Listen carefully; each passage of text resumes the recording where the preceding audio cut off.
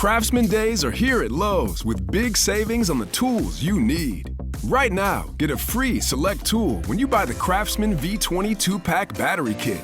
Whether it's the backyard, the bathroom, or beyond, Craftsman has the tools to help you power through and get the project done right. Because DIYing is unpredictable, but your tools shouldn't be. Shop Craftsman at Lowe's today. Valid through 6/18 while supplies last. Selection varies by location. Nats Chat is brought to you by Walters. Walters Sports Bar will sponsor your next private event. Walters is located right across the street from the ballpark in Navy Yard. Register at waltersdc.com and click the Inquire Now button. And now the pitch is a fastball to the outside, missing to Carson Kelly. And now you can hear home plate umpire Doug Eddings talking to the Nationals dugout. He and Davey Martinez shouting at each other. Oh, whoever said it, then you're not going to do it. Whoever, no, you're not going to tell me. Whoever, you know what, you take care of your dugout then. Whoever said it, okay, then I'll take care of it. Well, Davey's coming out. He's hot. Davey, he's pointing across the field for something. I'll take care of that, but you take care of the dugout. I will. Okay, don't look at me. Okay, I didn't say maybe I should. Doug Eddings upset at whoever was shouting at him from the Nationals dugout. Okay, you're done. Oh, Davey just got ejected from the game.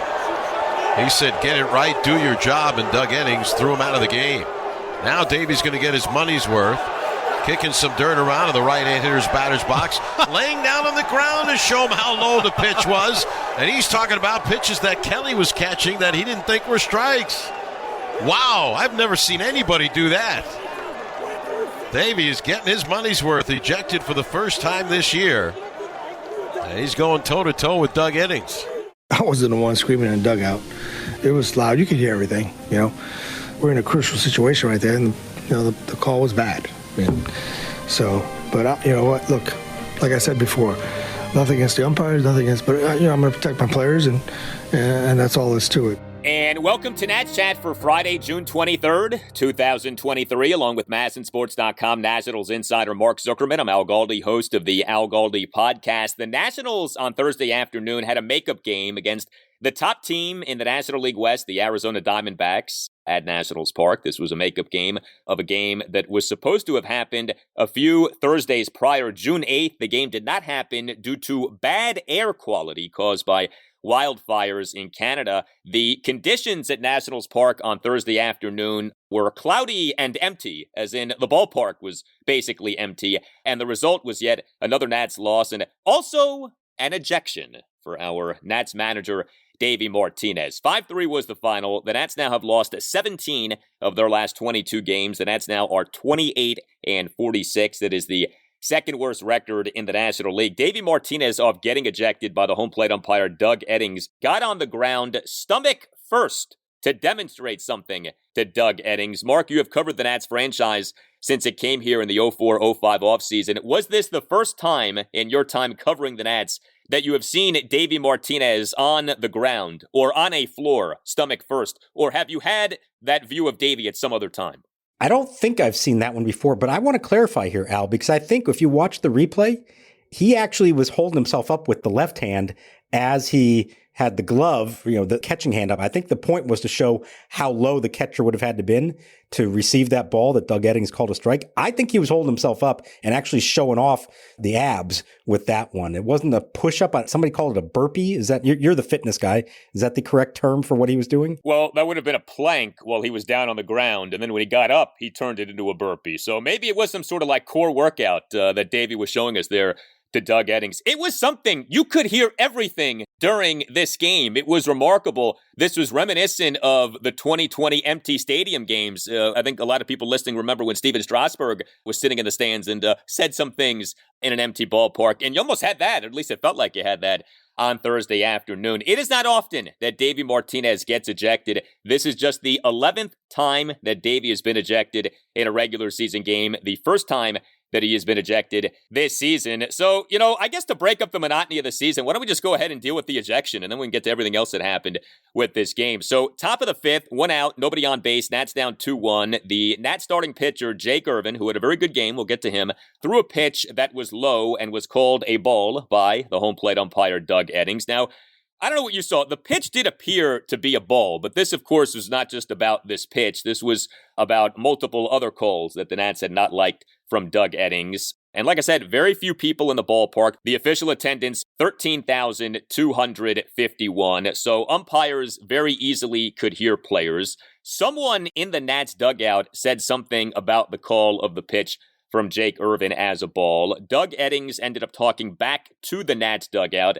That led to a back and forth between Eddings and Davey. Davey then came out of the dugout. Eddings and Davey got into a heated exchange, and Eddings ended up tossing Davey as he was making his way back to the Nats dugout. And then the show began. Late night with Davey Martinez. He came back out onto the field. He was screaming at Eddings. Davey swiped and kicked dirt onto home plate. Davey did what we just talked about, the plank/burpee/demonstration. And you clearly heard Davey say to Eddings, "You're embarrassing."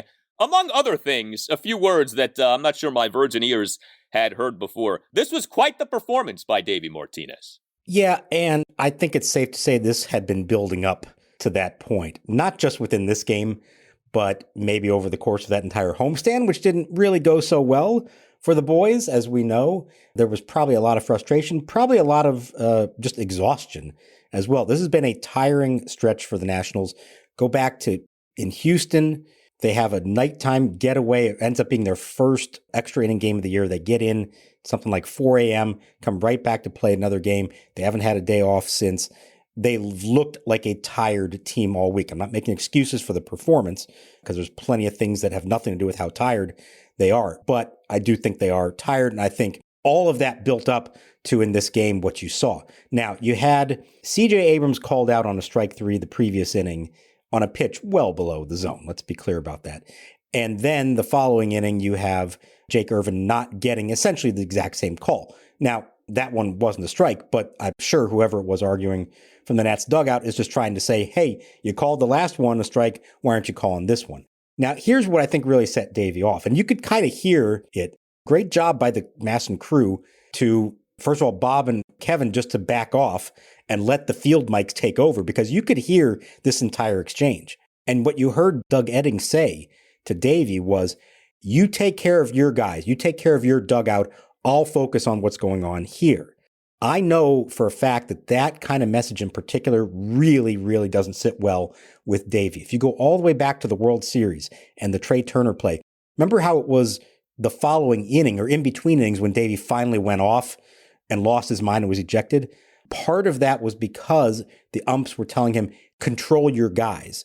There were others in the dugout who were still screaming and ranting and raving about it, and the umps were telling him, hey, you're in charge of your guys, control them. Davey doesn't like to be told that, as you could see from the reaction that night and in this case. So I think that is what really set him off more than anything. He didn't like the balls and strike calls. Of course, nobody would. But he also knows, and he said this in the postgame, these guys are human. They're going to make mistakes. You get upset by them when they cost your team, but you also understand it is going to be part of the game that mistakes are made. So I think it was the way that Eddings was talking to him about his dugout that really set him off. And then once he's going, once he's ejected, no holds barred now. You might as well just put on a show, might as well make your point, and he certainly did that in this case. Well, people have been begging for Davey to show some fire, show some emotion, so he certainly did that on Thursday afternoon. I mean, to me, we should have automated balls and strike calls. I think it's like way past time that. Asking for perfection from these umpires, you're never going to get it. I think these umpires actually, for the most part, do a pretty good job. But, when you miss a few, people get on you, and it's like, okay, I'm not going to get everyone right. And, you have things like you had on Thursday afternoon. Although, I think some people might say that something like that is good for baseball. It's entertaining. It's something to talk about. What really struck me from Davey was the way he talked during his postgame press conference on Thursday afternoon. He sounded tired. He sounded fatigued. He sounded beaten down. His voice almost sounded hoarse. I don't know if it was from screaming at Eddings, a few hours earlier, but he was not his normal, let's go 1-0 tomorrow, cheerful, positive, upbeat Davey Martinez self. In order for us to get better and to compete with really good teams, we got to clean it up. We really do.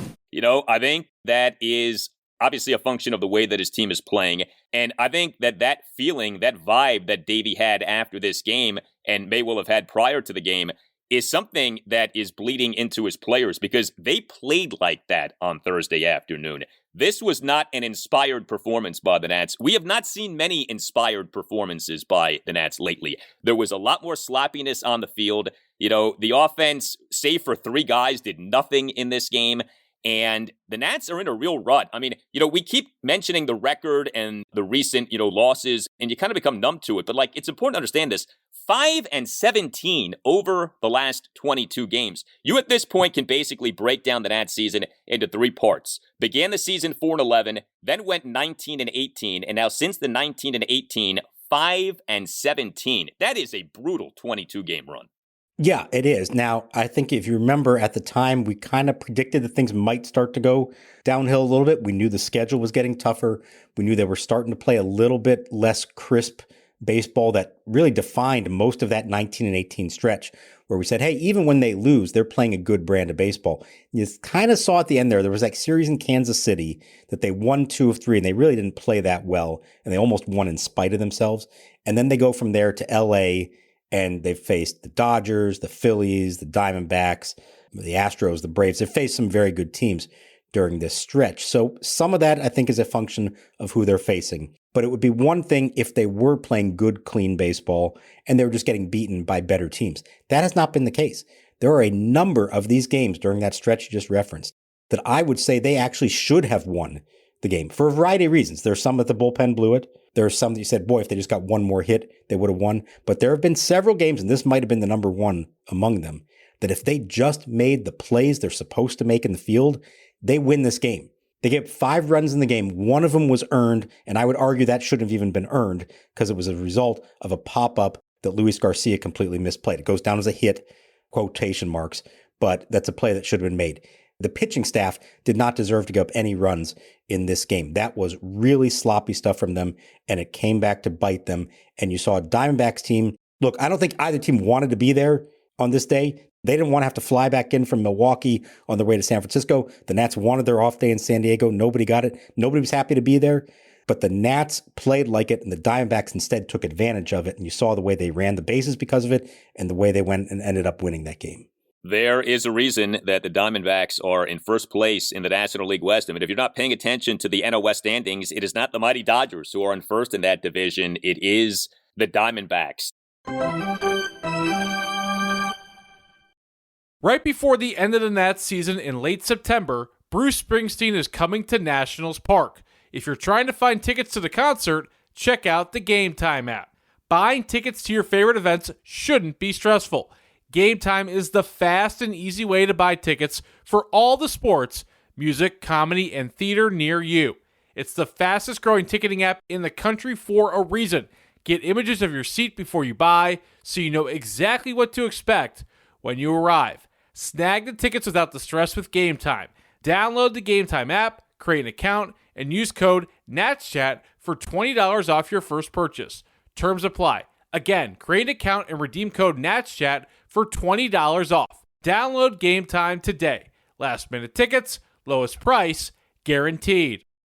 Hey guys, it's Al Galdi for Window Nation. Well, we all know what summer means. Summer means baseball. Summer usually means more home runs in baseball, but summer also means heat and humidity and your energy bills being rather high due to your air conditioning working extra innings. It is time to beat the heat with Window Nation's summer sale. Save thousands of dollars with an outstanding offer. No money down, no payments, and no interest for 2 years. Plus, Window Nation will give you 2 free windows for every 2 windows that you buy. All you have to do is call 866-90NATION or visit windownation.com and tell Window Nation that you want the deal that you heard about from Al Galdi on the Nats Chat podcast. Increase the value of your home by up to $12,000. Hey, make your neighbors jealous. Who doesn't want to do that? Again, the Window Nation summer sale. No money down, no payments, and no interest for 2 years. Plus, 2 free windows for every 2 windows that you buy. And this goes for any style of window from Window Nation. 866-90Nation or visit windownation.com. That's 866-90Nation or windownation.com. And make sure that you tell Window Nation that Al Galdi sent you. Hey Nats Chat listeners, here to tell you about Bird Dogs, the world's most comfortable pants. Bird Dogs make you look good. Bird Dog shorts also do the exact same thing as Lululemon, but fit way better. They also fit better than regular shorts that are made of a stiff, restricting cotton. Go to birddogs.com/pool and enter promo code POOL, that's spelled POOL, for a free Yeti-style tumbler with your order. That's birddogs.com/pool for a free Yeti-style tumbler. You won't want to take your Bird Dogs off, we promise you. And the pitch, swinging a ground ball toward the middle and on through into center field, a base hit. Carroll rounds second. The ball bobbled by Hill, but he was going to third anyway. He's going to try and score. Throw to second, and now a relay to the plate is not in time. Oh, speed kills if you make a mistake. And with a bobble by Derek Hill in center field just momentarily, as Carroll was going to third, a green light from the third base coach, and Hill threw the ball to second. Basically no chance to get the runner at the plate. More defensive miscues by the Nats in this game. The Nats came into Thursday 27th out of 30 major league teams in team defensive runs saved for this season at -20. For comparison's sake, the Diamondbacks were number 5 at +21. So Jake Irvin, top of the first, allowed an unearned run on 2 singles, the second of which was a 2-out first pitch run-scoring single by Kristen Walker up the middle, and then center fielder Derek Hill committed a fielding error in overrunning the ball. I mean, this was like Little League stuff, allowing Corbin Carroll on this single to score all the way from first base. Then we had the play that Mark just referenced. Top of the fourth, Irvin allowed a run on 2 singles and an RBI sac fly. One of the singles, a one-out single by Lourdes Gurriel Jr., who sent a pop-up to shallow center field, but second baseman Luis Garcia completely lost track of the ball, and so it dropped for what went down as a single. The 2-1. Swinging a fly ball, right center field shallow. Garcia late break out, over the shoulder, goes spinning around and missed the ball. We have seen the Sun Monster get players at Nationals Park this season. This was a cloudy day. I mean, what was this, the Cloud Monster? Like, I'm not sure what happened there with Luis Garcia, but the defense up the middle for the Nats in this game, very much lacking. And then we later in the game had another significant defensive mistake by the Nats. Jordan Weems in the top of the 7th allowed 3 runs, all of which went down as unearned due to what went down as a throwing error by Luis Garcia on a well-hit leadoff grounder by Alec Thomas. Although, to me, the Nats' first baseman in this game, Michael Chavis, he could have caught that ball. I mean, that was a one-hop throw by Garcia. Not a great throw, but, I think a better defensive first baseman maybe makes that catch. Now, all 3 of these runs being unearned, I think is a little sketchy. I get the rule. I wish this would be changed. I mean, Jordan Weems did not respond well to the error. 2-out walk of Geraldo Perdomo, and then Weems gave up a 2-out, 3-run homer by Ketel Marte to the second deck in right field for a 5-2 Diamondbacks lead. But, put aside unearned, earned, whatever. 3 significant defensive screw-ups by the Nats in this game, and it feels like every game we're talking about, 1 or more defensive miscues by this team. And these are not, errors of, well, he just kind of made a bad throw, or he missed a ball. These are sloppy mistakes. These are, I'm not going to call them mental mistakes, but there are almost a lack of attention mistakes. Derek Hill, you fielding a routine single to center field, and he doesn't look the ball all the way into his glove. He's watching the runner. Now, we know Corbin Carroll is a great base runner, and to his credit, he forced that issue. But if you're Derek Hill, what do you do in that spot? Make sure you have the ball before you try to figure out where the runner is and try to figure out if you have a chance to throw him out or not. So that's number 1. The Garcia pop-up, he got turned around completely. That's bad form. You don't ever want to turn your back on the ball unless you have no choice. In that case, as you saw, there was never any reason for him to get turned around because the ball never was going to go that deep to begin with. And then the other one, I agree that Chavis had a chance to catch it, of course. But what really happened there was it's this kind of sinking liner that Garcia couldn't catch on the fly. So he's got to pick it up and make the throw. He had time to set himself and make a good, strong throw. Instead, he just picked it up and whipped it over there off his back foot. And that's why it skipped and Chavis didn't make the play. Now, the home run, I agree. Weems needs to not let that end the inning. It's 2 outs and a man on first, he should be able to get out of that. And he walks Perdomo and then gives up the homer. But if you look at the home run pitch, it was up out of the strike zone. This wasn't a hanging slider. Now, I don't know the book on Ketel Marte. Maybe he is a high ball hitter, and so that's not where they wanted to go with it. But as far as 3-run homers go, this wasn't one of those, oh man, he put it on a platter for him. It was up, was not a strike. So all of that, of course, going bad. And like I said, I think the issue here is it's not just routine errors. It is a lack of concentration, a lack of effort, a lack of attention, whatever you want to call it. And I feel like we're seeing more of that kind of stuff lately than we are the traditional error where you understand, hey, guy made a good play and he just threw it away, the ball slipped out of his hand, whatever that is. That's not the kind of mistakes they're making right now. Yeah, and I want to say this too about this, fatigue thing, the Nats are tired, etc. First of all, and I'm not saying this to sound like a tough guy or whatever, but this is the season. This is the job, okay? You play 162 of these games. There are a lot of these games. You have things like rainouts or postponements or delays. And so you're going to have times in which you're playing without a scheduled off day over, say, multiple weeks. That's the job, okay? This is part of why you get paid a lot of money, because MLB generates a lot of revenue by playing 162 games. So, that's the way that it is. The other thing is this.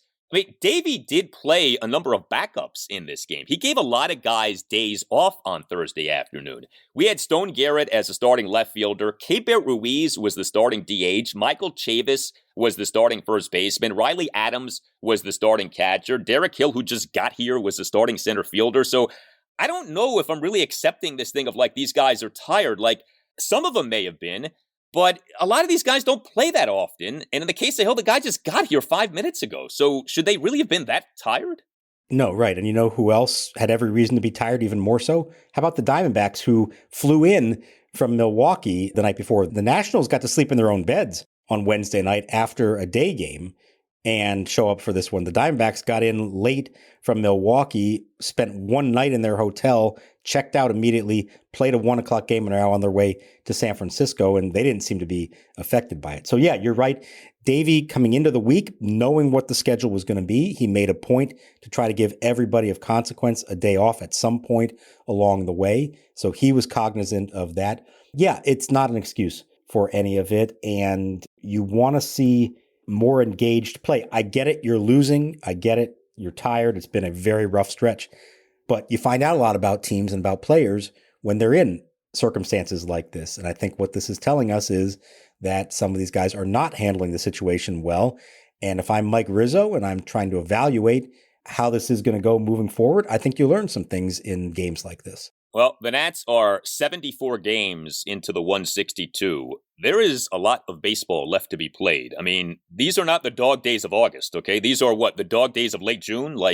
So you got to suck it up, Buttercup, okay? There's a lot more of a season that's coming up here.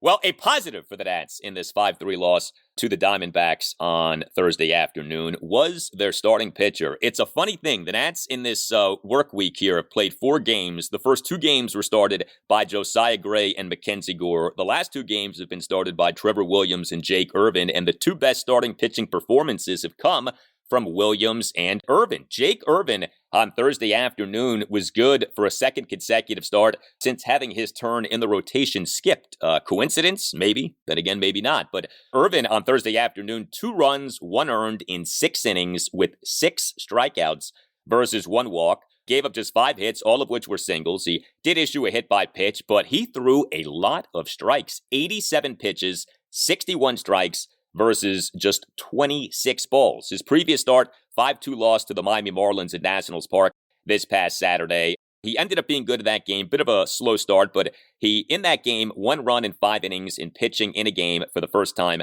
since June 6th. So, back-to-back starts here against 2 teams having good seasons. I think the Marlins are fraudulent, but the Diamondbacks are having a legitimately good season, one of the best teams in the National League. And Irvin, on Thursday, 2 runs, 1 earned, 6 innings, 6 strikeouts. And as we just talked about, the runs really weren't that much on him, given the defense behind him. I think he has pitched extremely well in these 2 starts since coming back, and I think that's a really encouraging sign. Mechanics were sharp. He was throwing strikes. His velocity was up as well in this one. He was throwing his fastball where he needed to, allowing him then to go to the curveball when he wanted it. And, we've talked a lot about this over the last several years and asking about Is anybody on the team showing improvement?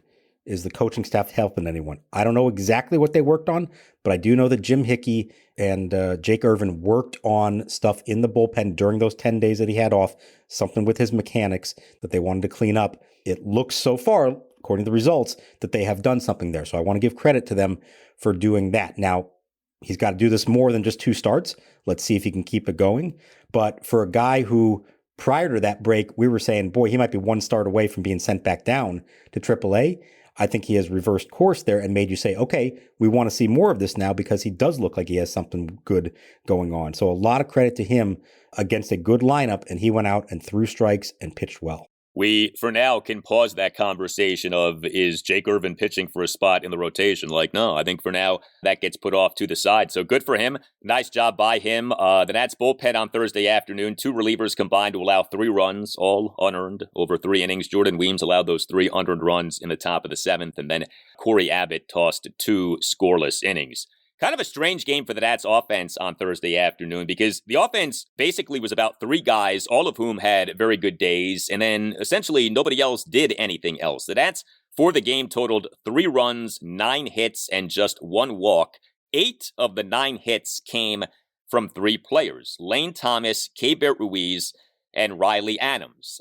The Lane Thomas All-Star campaign continued, 2 for 4, solo home run, and a single. He and an Nats 1-run third smashed a 1-out solo homer to left field to tie the game at 1. And then Thomas in the bottom of the 5th, a leadoff opposite field weakly hit single that trickled into right center on an 0-2 pitch in a classic case of when you're going well, you're going well. And on a ball that he hit, it felt like about 6 miles an hour, he ended up getting himself a hit right there. Lane Thomas now, his team-leading OPS for this season is up to 839. His slugging percentage for the season is up to 498. And we put out a poll on Twitter. You can find us on Twitter at @Nats_chat. We talked about this a bit on the previous installment of the podcast. When it comes to the trade deadline on August 1st, what are you thinking with Lane Thomas? He clearly has been the team's best hitter this season. Would you say trade him or would you say keep him? And as we are taping this installment of the podcast, 60.5% of Nats Chat Nation is saying to keep Lane Thomas.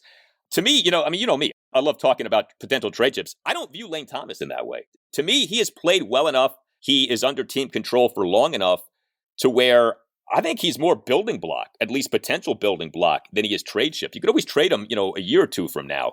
I think with the way he's going, I think you keep him and you maybe have him moving forward. Yeah, I agree. I understand the motivation and you think, hey, you could really get something sell high on him, but he's got 2.5 years of control left, very affordable, still in arbitration, not making a fortune. And as much as we want to believe that the Nats have oodles and oodles of outfield prospects who are all going to become superstars at the big league level, we don't know that. We don't know who's going to actually pan out and who isn't, and when any of that's going to happen.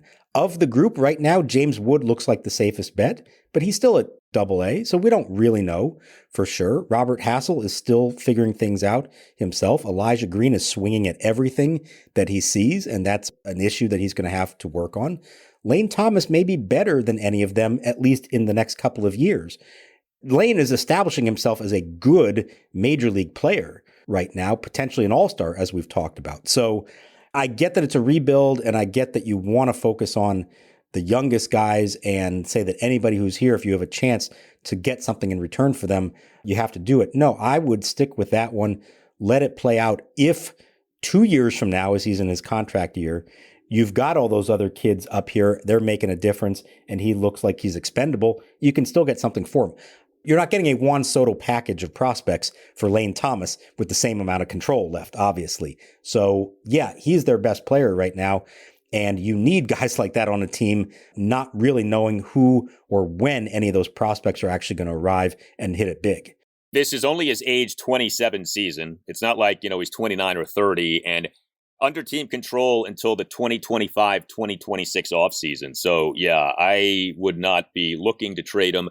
You always, I think, listen to whatever other teams have to say. But yeah, I think he's done a good enough job to where you view him as more of a building block than you do a trade chip. So Lane Thomas, another good game for him on Thursday afternoon. And then we had the oh-so-rare occurrence of both Keibert Ruiz and Riley Adams starting a game for the Nats. Keibert was the Nats starting DH and number 5 batter. Riley Adams was the Nats starting catcher and number 7 batter, and each guy had a 3-hit game.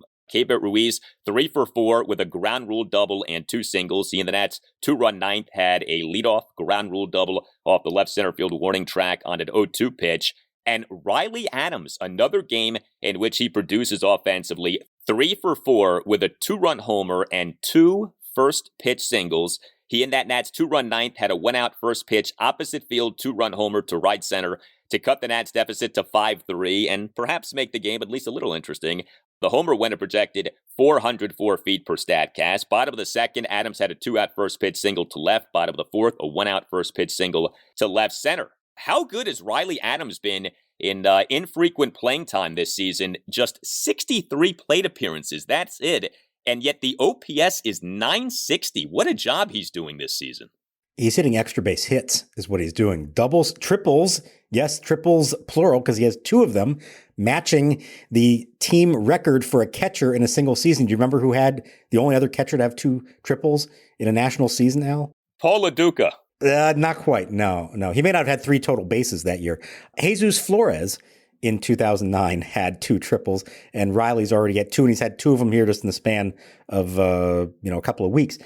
So he is hitting really well. I like this look, having both of them in the lineup. I would like to see more of that, both with using it to give Keibert Ruiz a chance to DH, but maybe even to give Riley Adams a chance to DH at times. And what I would really like to see, and maybe we will at some point here, would be this exact same look, but with Joey Meneses at first base instead of sitting and Chavis at first. Now, Joey was supposed to have a day off earlier in the week. He didn't get it because of Jeimer Candelario being scratched at the last minute and the domino effect of all that. So I think Davey just wanted to make sure he got his day off, which is fine. But moving forward, I don't have a problem with Joey Meneses playing every once in a while at first base. Let Dom Smith, who we know has struggled offensively, sit. And go ahead and put Ruiz and Adams both in the lineup. What I liked there was that even though you would say, okay, for a catcher, you want to give him a full day off to rest, Ruiz still was very productive, maybe even more so than he's been, because you don't have to think about that other part of the game for the day. Just relax between innings, go in the cage, take some swings, study the pitchers, go out there and hit. So if you can get, 6 combined hits between your 2 catchers in a game, that's really good. And in a lot of ways, those are better options than the other guys they have on their bench if they want to give somebody a day off. So I like that look. I would like to see more of it. Well, it allows you to perhaps see Keibert Ruiz do the thing that we were told he would be able to do well, and that is hit. He has not hit all that well as a major league player. A good bit of bad luck this season, that's true. But, small sample size aside, you do wonder, is it coincidence or maybe not that he as a DH goes 3 for 4 like this on Thursday afternoon. But beyond Lane Thomas, Keibert Ruiz, and Riley Adams, just not a lot happening with this Nats offense. The Nats 2 through 4 batters, Luis Garcia, Jeimer Candelario, and Stone Garrett on Thursday afternoon, a combined 0 for 11 with 1 walk. I mean, this was another low walk game for the Nats. They keep having these. They're just not drawing walks right now. CJ Abrams off his good game the previous day, 0 for 4 with 3 strikeouts. I mean, that's the thing with CJ Abrams. He does some good things. He had a good series overall against the Cardinals, but then, he comes out and has a clunker like this on Thursday afternoon. You got to see more consistency with him. I was disappointed to see him have that kind of a game on Thursday. Yeah, me too. Now, one of the strikeouts was not his fault. That was the call that precipitated everything. But the other ones were, he's getting caught looking. He looks at times like he doesn't really know what he's looking for up there. Swinging at bad pitches, taking good ones. There's a lot of work to do there, I think, unfortunately. You wish that wasn't the case. But at the moment, he has not looked like the hitter that we thought we were going to see based on what he did in September. Remember, he got the slow start after the trade, and then he picked it up over the last several weeks of the year, and you thought, okay, that's who he can be. He has not looked like that. He has his moments, like you said, that's great. But consistency day in and day out, you've got to start seeing that from a guy who's supposed to be a cornerstone player for you playing every day at shortstop. So next up for the Nats, 9 consecutive road games, beginning with a 6-game trip out west. And that 6-game trip out west will get going with a 3-game series at the San Diego Padres this weekend. Game 1, Friday night, 9:40, Patrick Corbin will be the Nats starting pitcher. Game 2, Saturday night, 8:40, Josiah Gray will be the Nats starting pitcher, and Game 3 Sunday afternoon at 4:10, Mackenzie Gore will be the Nats starting pitcher. So you have these 9 consecutive road games, 3 at the Padres, then 3 at the Seattle Mariners next week, Monday through Wednesday. Then mercifully comes an off day for the Nats, but then comes a 3-game series at the Philadelphia Phillies the following weekend, June 30th through July 2nd. On that off day, that Thursday between the final Seattle game and the first Phillies game, does the team go straight from Seattle to Philly, or does the team come to the D.C. area for like a night and then go to Philly? No, they'll fly straight. They'll take a red-eye flight to Philly and then have a full day off in Philly. So that part's nice, but it's not a true traditional day off where you get a good night's sleep in your own bed and then don't have to go anywhere the next day. That's a rough one. And if I'm not mistaken, they come back from that and they're home all week through the July 4th holiday, right into the All-Star break. So this is going to be the last off day they have going into the All-Star break. This continues to be a really tough stretch for them. No excuses, though. They need to go out, play well, try to win as many games as they can, and get themselves to the All-Star break in one piece. It's a lot to ask, but we need to see better play out of them. Whether they win or lose, that's one thing. You want to see better play out of them than we saw during this homestand. This was arguably one of the worst homestands they've ever had in club history. I think that's pretty safe to say. And it's not just because of losses, but the way they lost some of the games, the way they played some of these games.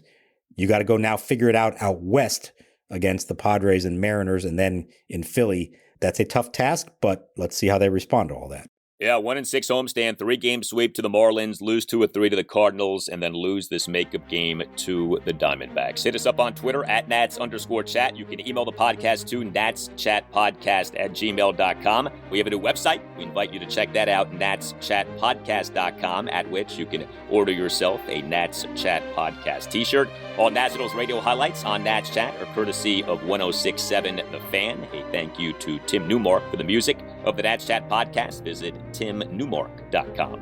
For Mark Zuckerman, I'm Al Galdi. We thank you for listening, and we'll talk to you next time on the Nats Chat Podcast. Went 1 for 4 on Tuesday with a double, as well as coming cross home plate, as that one is hit out into center field. You have Isaac Bellinelli on the run, and Brady House gets his first career Blue Rocks home run.